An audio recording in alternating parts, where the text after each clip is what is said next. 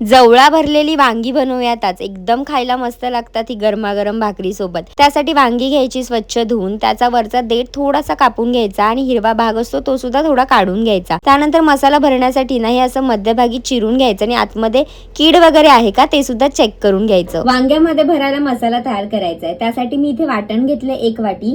कांदा, सुकं खोबरं, लसूण, आलं हे सगळं भाजून आहे ना ह्याचं वाटण तयार करून ह्यात गरम मसाला आणि धणेपूड घातलेलं हे वाटण आहे. याची रेसिपी तुम्हाला हवी असेल तर मला कमेंटमध्ये सांगा. आता हे 1 वाटी वाटण घेतलंय.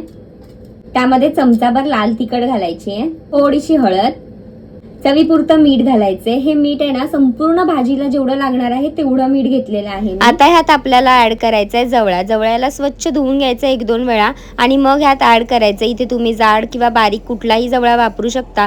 मसाल्यामध्ये व्यवस्थित मिक्स करून झाल्यावरती आपण जी चिरून ठेवलेली वांगी आहेत ना त्यात हा मसाला मस्त भरून घ्यायचा. हा मसाला भरून घ्यायचा ह्याच्यामध्ये. सगळ्या वांग्यांमध्ये मसाला भरून झाल्यावरती फोडणी द्यायची. फोडणीसाठी आपल्याला तेल घालायचंय. तेलामध्ये ठेचलेला लसूण, कढीपत्त्याची पानं, थोडीशी मोहरी घालायची आणि भरलेली वांगी आहेत ना ती मस्त तेलावरती घालायची. त्यामध्ये ना मी इथे अर्धा टोमॅटो घातलाय चिरून. त्यामध्ये बटाट्याची फोडी ऍड करायची आहेत. 1 बटाटा उभा चिरून घातलाय.